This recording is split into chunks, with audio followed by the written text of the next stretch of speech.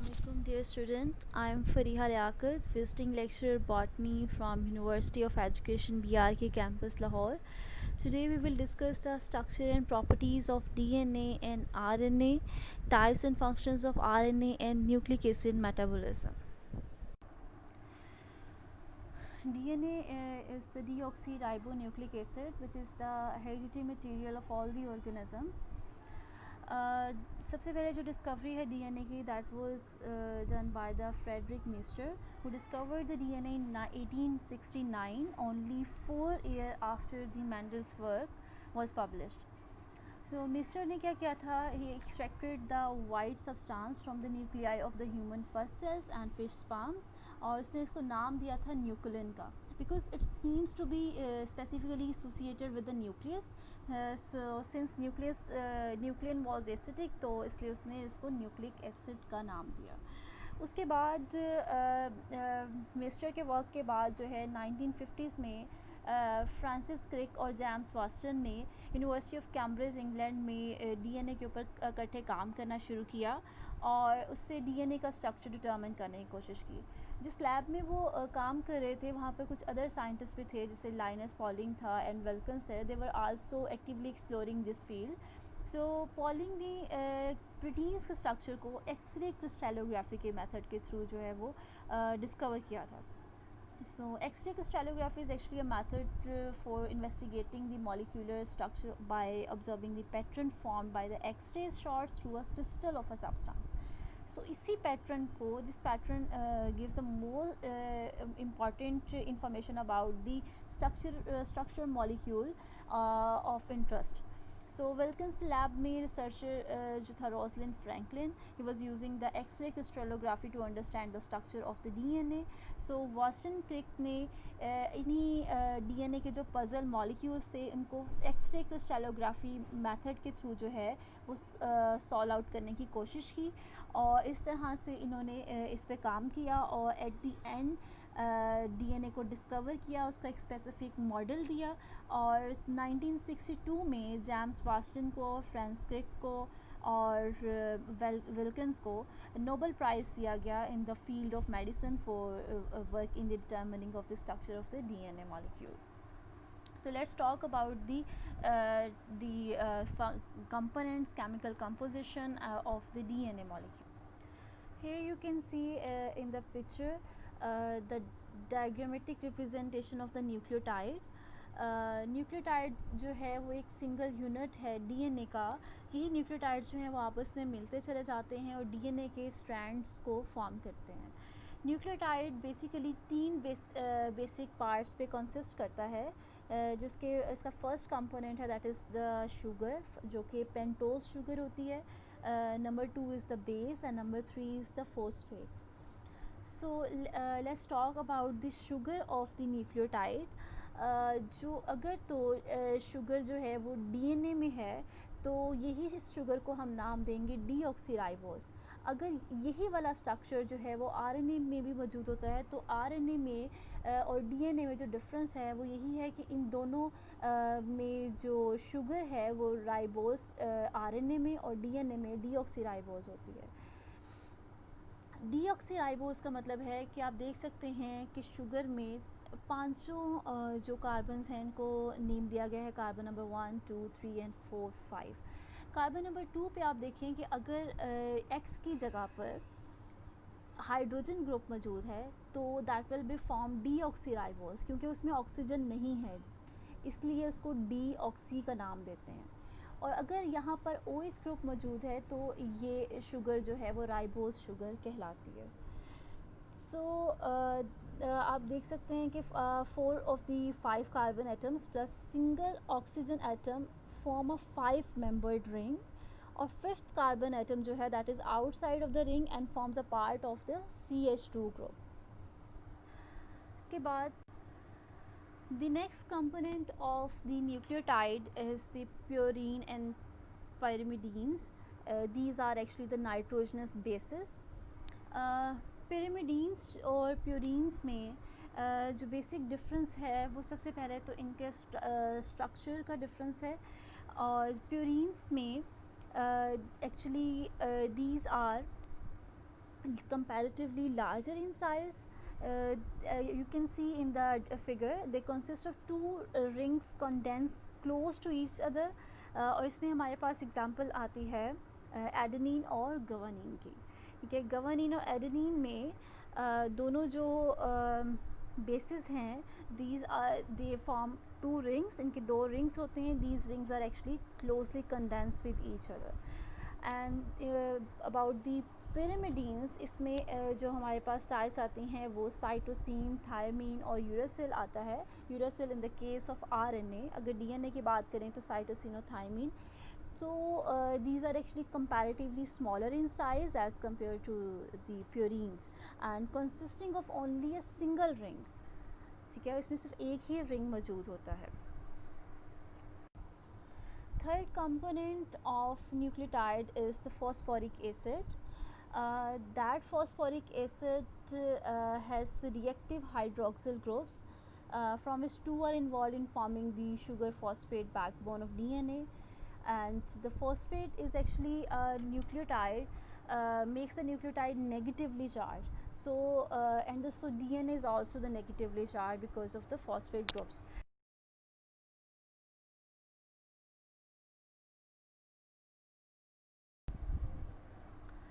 After studying the component of the DNA molecule, we will discuss the building of the polynucleotide chains. You can see here is a long chain of the nucleotides in which the different nucleotides are actually associated with each other by the ester linkage. Ester linkage जो है आप देख सकते हैं कि hydroxyl group जो phosphoric acid का है, एक न्यूक्लियोटाइड का फॉस्फोरिक एसिड और दूसरे न्यूक्लियोटाइड की पेंटोज शुगर, इन दोनों के दरमियान में जो है वो बॉन्डिंग होती है और ये एक POC बॉन्ड बनाते हैं और इसको हम फॉस्फोडाइएस्टर बॉन्ड का भी नाम देते हैं. इस तरह से जो है वो रिएक्शन होता चला जाता है और इस रिएक्शन के प्रोसेस में यहाँ से रिमूवल ऑफ वाटर भी होता है, यानी कि डिहाइड्रेशन का प्रोसेस भी होता है. So the synthesis of the polynucleotide chains occurs in this way. और एक्चुअली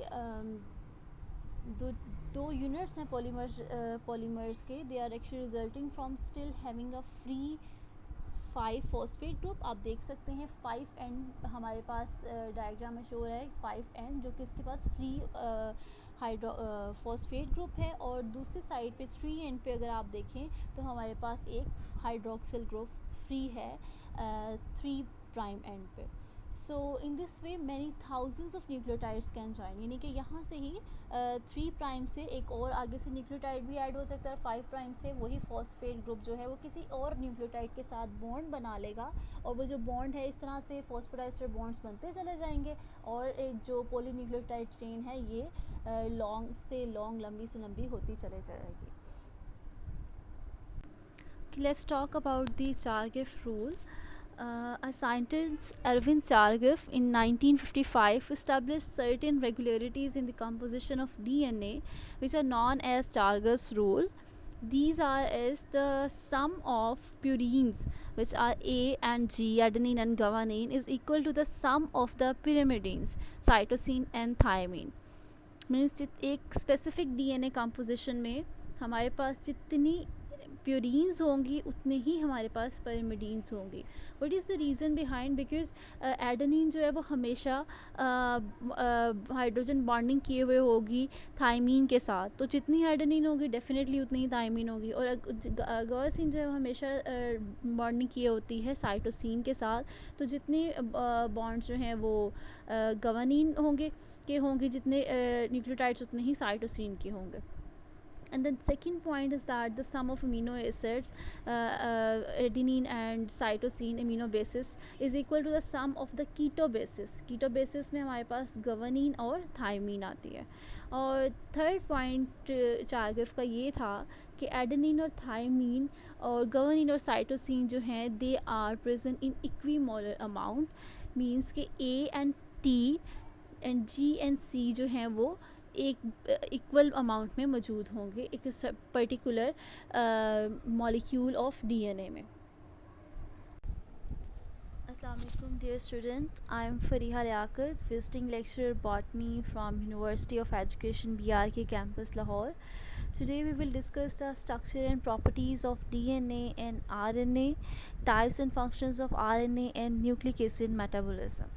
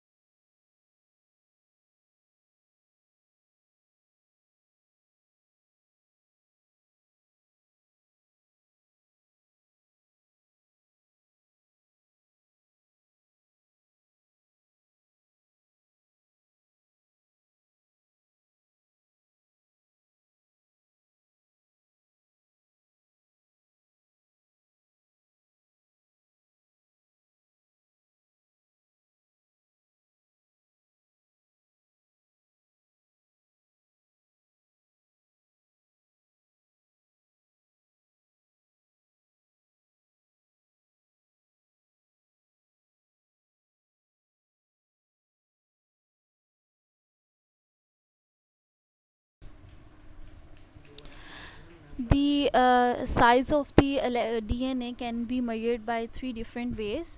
Number one इसमें है electrophoresis. Number two is the velocity sedimentation, and number three by the electron microscopy. So let's talk about the electrophoresis.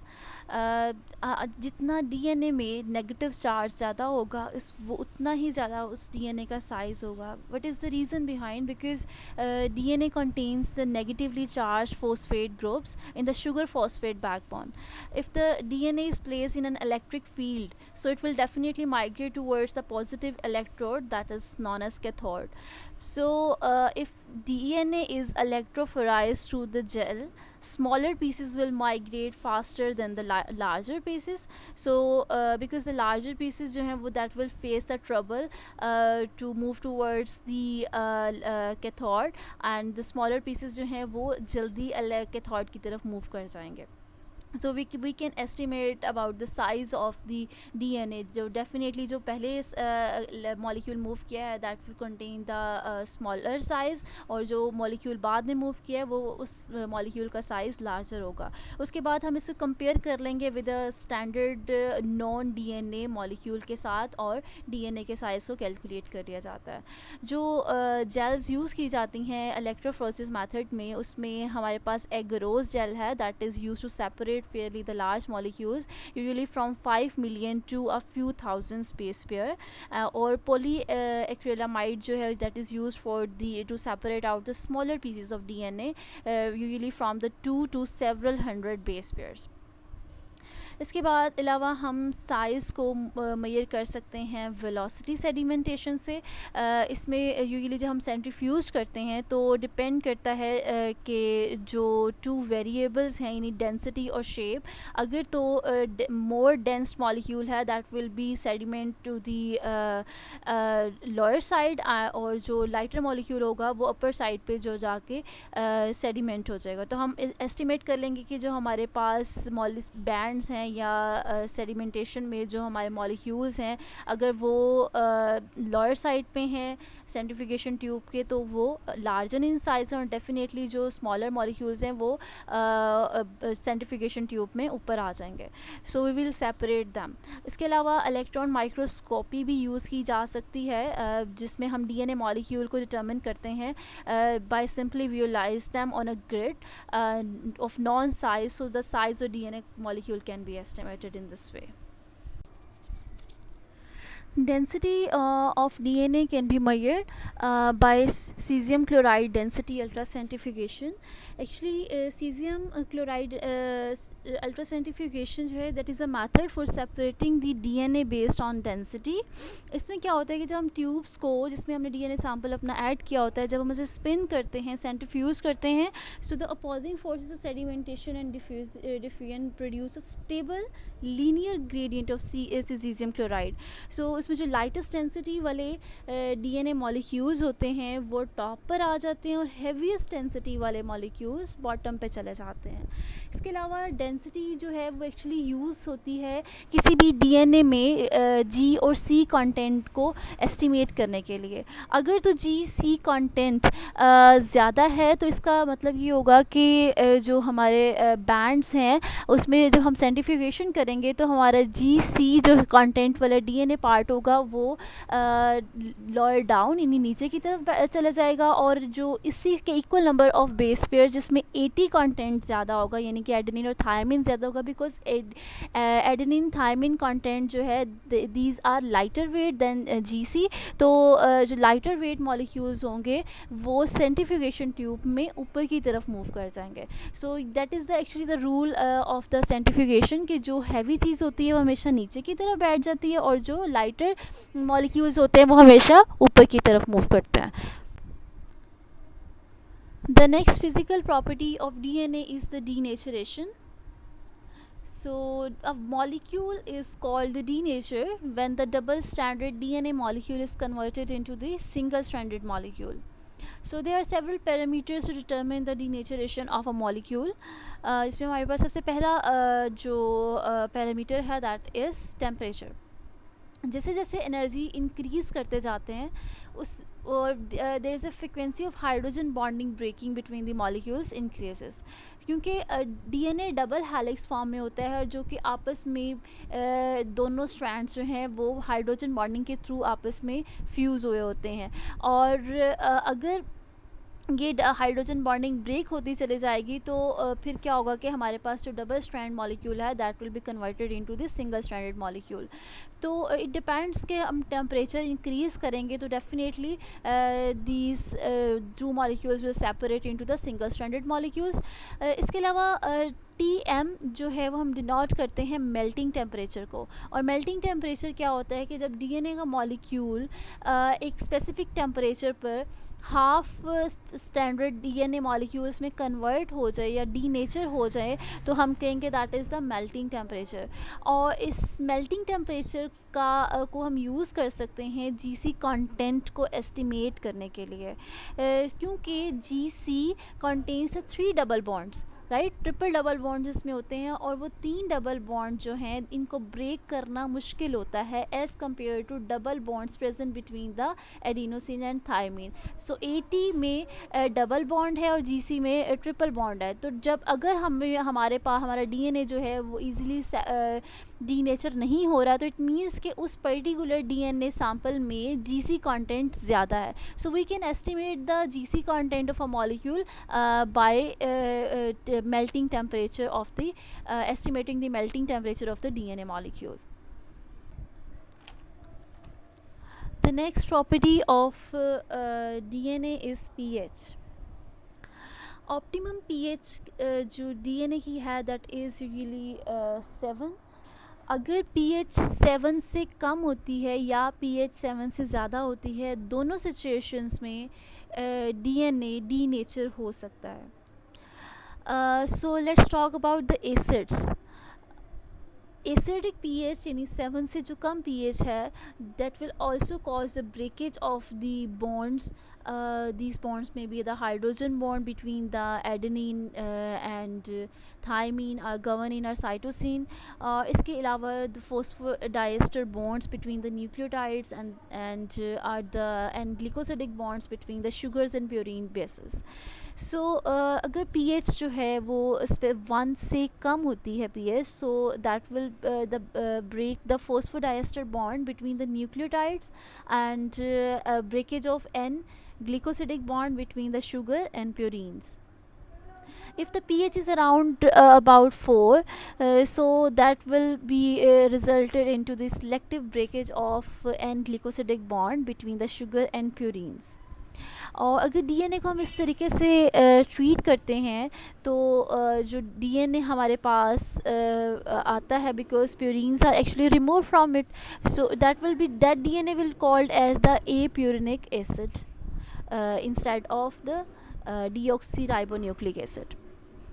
अगर बात करते हैं alkali की, तो actually the basis जो हैं these stands to change the polarity of the group involve in the hydrogen bonds.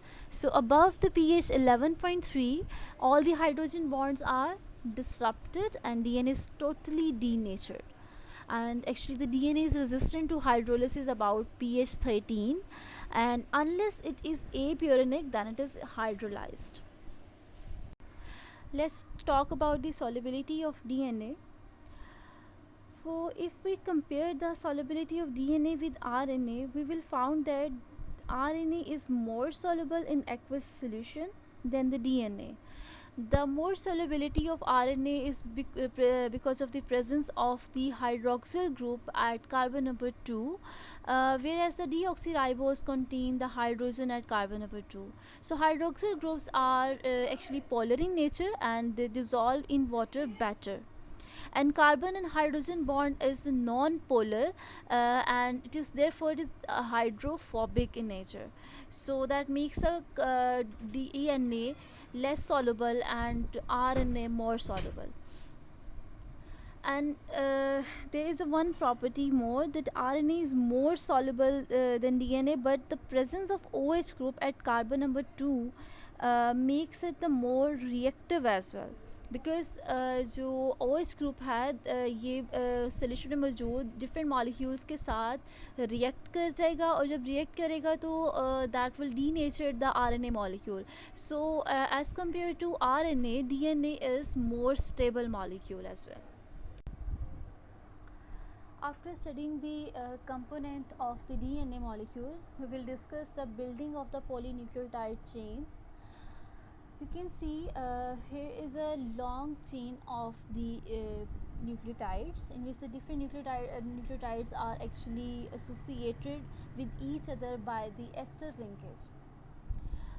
Ester linkage जो है आप देख सकते हैं कि हाइड्रोक्सिल ग्रुप जो फॉस्फोरिक एसिड का है, एक न्यूक्लियोटाइड का फॉस्फोरिक एसिड और दूसरे न्यूक्लियोटाइड की पेंटोज शुगर, इन दोनों के दरमियान में जो है वो बॉन्डिंग होती है और ये एक POC बॉन्ड बनाते हैं, और इसको हम फॉस्फोडाइएस्टर बॉन्ड का भी नाम देते हैं. इस तरह से जो है वो रिएक्शन होता चला जाता है, और इस रिएक्शन के प्रोसेस में यहाँ से रिमूवल ऑफ वाटर भी होता है, यानी कि डिहाइड्रेशन का प्रोसेस भी होता है.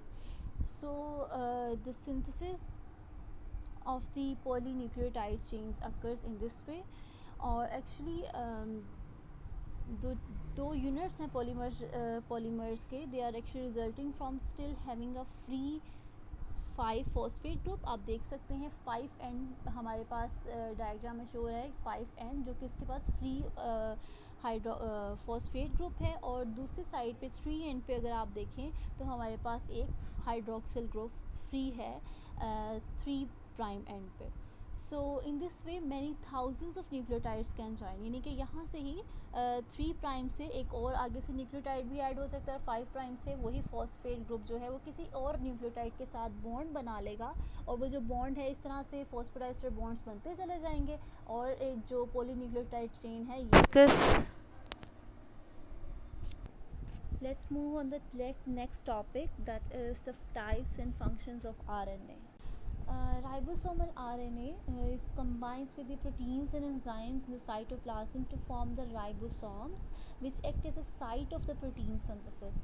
ये वही जगह है जहाँ पर आकर पर्टिकुलर राइबोसोमल आरएनए अटैच होता है, और ये इसी स्पेसिफिक पॉइंट पर जो है वो प्रोटीन सिंथेसिस होती है, जहाँ ट्रांसफ़र आरएनए अपने पर्टिकुलर न्यूक्लियोटाइड्स को ऐड करवाता चला जाता है, और अमीनो एसिड्स को ऐड करवाता चला जाता है, और वहाँ पे प्रोटीन सिंथेसिस स्टार्ट हो जाती है। और ये कॉम्प्लेक्स स्ट्रक्चर जो है दैट मैसेंजर आरएनए मॉलिक्यूल में जो है वो हमारे पास ट्रांसफ़र आरएनए को और अदर डिफरेंट मॉलिक्यूल्स को इंटरेक्ट करवा के क्रिस्टल प्रोटीन सिंथेसिस करता है।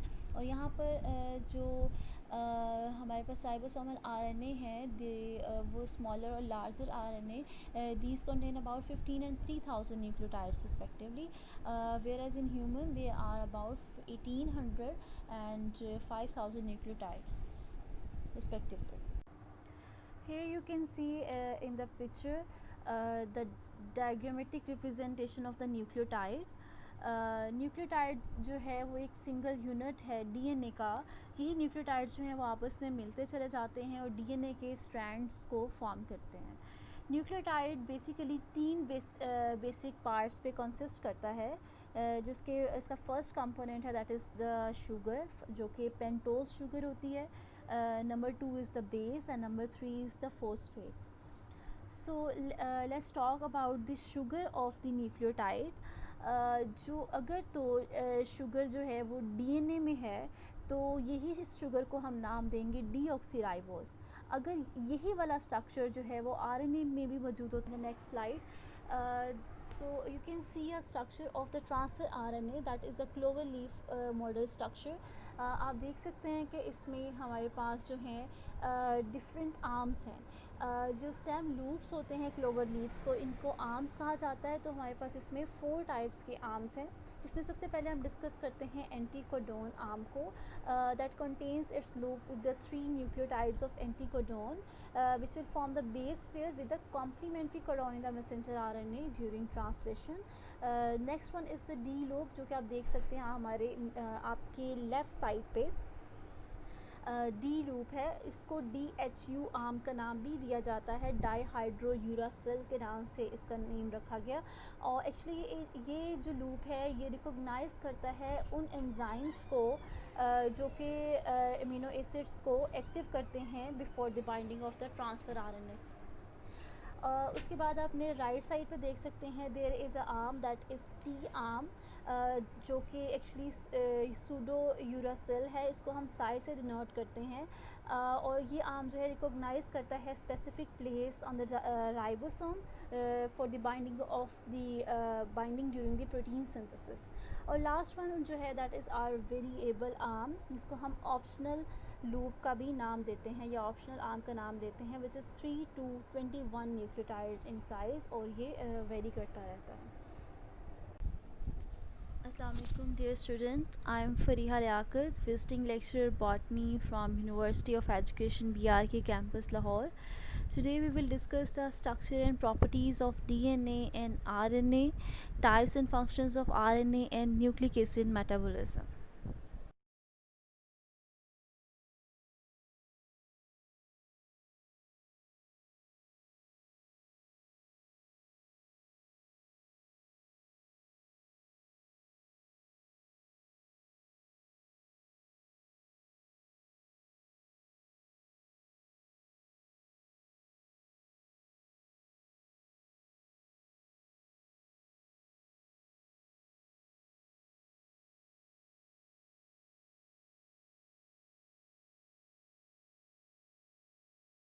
The last topic of discussion is the nucleic acid metabolism.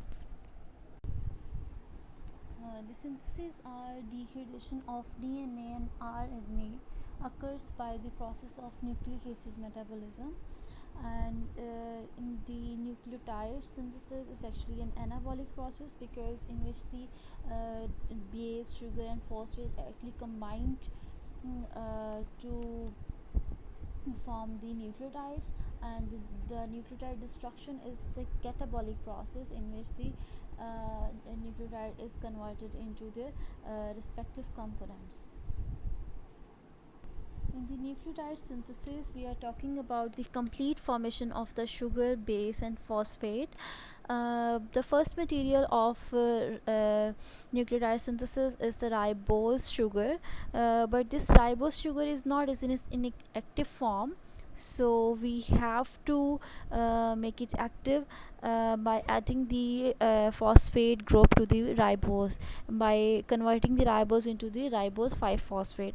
और ये जो प्रोसेस है, इस प्रोसेस को पेंटोस फॉस्फेट पाथवे कहते हैं, यानी दिस जो रिएक्शन है particular, that is the part of the carbohydrate metabolism. So after the formation of the ribose 5 phosphate, so we have to produce the pyrimidines and purines by using different mechanism of their formation. Here is the purine synthesis. You can see the ribose 5 phosphate जो कि pentose phosphate pathway से produce हुआ है, ये ही ribose phosphate pathway आगे convert phosphate convert होगा और finally हमें एटीपी और जीटीपी यानी प्रॉपर न्यूक्लियोटाइड्स जो हैं वो प्रोवाइड करेगा. सो अल्टीमेट प्रोडक्ट्स जो हमें चाहिए होते हैं, these are ATP and GTP. You can see by this diagram कि जो हमारे फाइनल प्रोडक्ट्स हैं वो एटीपी और जीटीपी हैं. और इस फिगर में आप देख सकते हैं कि जो हमारे बहुत सारी जो प्रोडक्ट्स बन रहे हैं, they are actually inhibited because of we have to regulate each and every step very carefully. So जो आपको रेड कलर की लाइंस नज़र आ रही हैं, actually these lines indicated the inhibition process, और जो आपको रेड कलर की डॉट्स साइंस नज़र आ रहे हैं, these are marked to indicate the inhibition process. और ग्रीन कलर की जो लाइन आपको नज़र आ रही है या ग्रीन कलर का जो डॉट नज़र आ रहा है, that is a process that is used for the indication of the activation of particular enzyme. So from the first step in which the ribose 5 phosphate is converted into the PRPP, that is the phosphoribosyl pyrophosphate. जब ये ribose 5 phosphate PRPP में convert होता है, तो आप उसके बाद 5 phosphoribosyl amine मिलता है, देन IMP, और उसके बाद आपके पास जो है वो डिफरेंट प्रोडक्ट्स आते हैं, जिसमें हमारे पास AMP के बाद ADP और GMP के बाद GDP बनता है. तो यहाँ से सबसे पहली इनहिबिशन जो है वो होती है, यानी कि जब ADP और GDP की कंसंट्रेशन सेल के अंदर ज़्यादा हो जाती है, तो यही ADP और GDP जो हैं वो राइबोस 5 फॉस्फेट को से PRP बनने के दरमियान जो एंजाइम यूज़ होता है उसे इनहिबिट कर देते हैं. एलिस्टेरिक इनहिबिशन या नेगेटिव फीडबैक भी इसे कहा जाता है. सो पहली इनहिबिशन जो है वो आपने देखी कि फर्स्ट स्टेप में इनहिबिशन हो जाती है कब, जब ADP और GDP की अमाउंट ज़्यादा होती है, ताकि मज़ीद ADP और GDP ना प्रोड्यूस हों. उसके बाद PRPP से आगे हमारे पास 5 फॉस्फोराइबोसाइल अमाइन बनता है, और उसके बाद IMP इज़ द इनोसेन मोनोफॉस्फेट, और देन IMP जो है वो कन्वर्ट हो जाता है एडिनाइल सक्सिनेट या XMP में. That XMP and adenyl succinate is converted into GMP and AMP respectively, and then there's a conversion from GMP to GDP and GTP, and from AMP to ADP and ATP. and आप देख सकते हैं कि ADP और AMP और इसके अलावा XMP, GMP and GDP, जब इनकी प्रोडक्शन ज़्यादा हो जाती है तो एक और इनहिबिशन होती है. इन तीनों से आप रेड लाइंस जो हैं वो 5 एलिमेंट से आप देख रहे हैं कि रेड लाइंस जो हैं वो 5 फॉस्फोराइबोसाइल अमाइन को इनहिबिट कर रही हैं.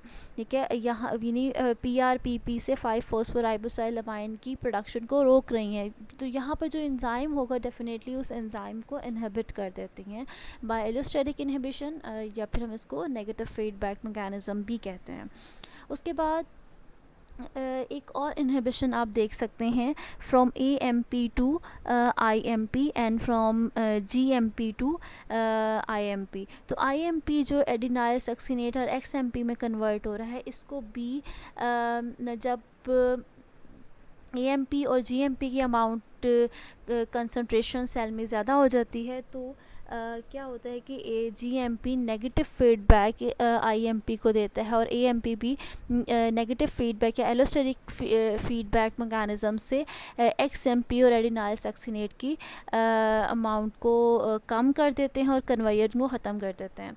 सो इस तरह से जो है वो फीडबैक मैकेनिज़्म इस पूरे रिएक्शन में चलता रहता है। उसके बाद जब हमारे फाइनल प्रोडक्ट्स बन जाते हैं, एक्चुअली GTP और ATP जो हैं ये दोनों एक दूसरे के साथ कोरिलेट करते हैं, यानी कि अगर हमारे पास जितनी ज़्यादा GTP की वैल्यू होगी उतनी ही हमारे पास प्रोडक्शन जो है वो ATP की ज़्यादा होगी, और जितनी ATP ज़्यादा होगी उतनी ही प्रोडक्शन GTP की हो सकती है। क्योंकि आप देख सकते हैं कि ATP से एरोस जा रहे हैं XMP की तरफ, वो XMP प्रोवोक करता है रिएक्शन को फॉरवर्ड प्रोसीड करने के लिए। इस तरह से रिएक्शन जो है वो जल्दी जो है वो प्रोसीड हो जाता है। और जब GTP की कंसंट्रेशन ज़्यादा होती है तो GTP जो है वो IMP को प्रोवोक करता है कि वो मज़ीद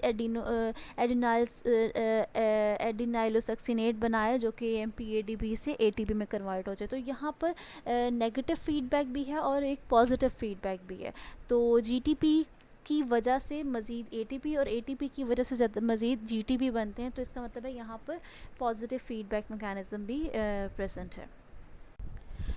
पिरिमिडीन सिंथेसिस दो तरह से हो सकती है, that is de novo and salvage method. De novo method में हम जो मॉलिक्यूल्स यूज़ करते हैं that will be from the beginning, and salvage method में the process in which we use the molecules present already in the cell. So हम यहाँ पर जो मेथड यूज़ करेंगे वो है डी नोवो मेथड। और इस मेथड में सबसे पहला स्टेप है जिसके आप फिगर में देख सकते हैं, कार्बोनिक एसिड कार्बोमाइल फॉस्फेट में कन्वर्ट हो रहा है by using the 2 molecules of ATP।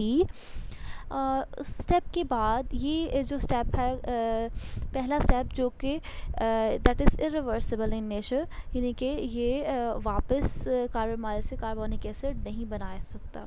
उसके बाद कार्बोमाइल फॉस्फेट जो है वो एस्पार्टेट के साथ रिएक्ट करके कार्बोनाइल एस्पार्टेट बना देता है। उसके बाद नेक्स्ट स्टेप में कार्बोमाइल एस्पार्टेट कन्वर्ट होता है डाईहाइड्रोक्सी हाइड्रोओरेटेट में, और ये और डाईहाइड्रोक्सी ओरेटेट में कन्वर्ट होता है बाय द रिडक्शन प्रोसेस।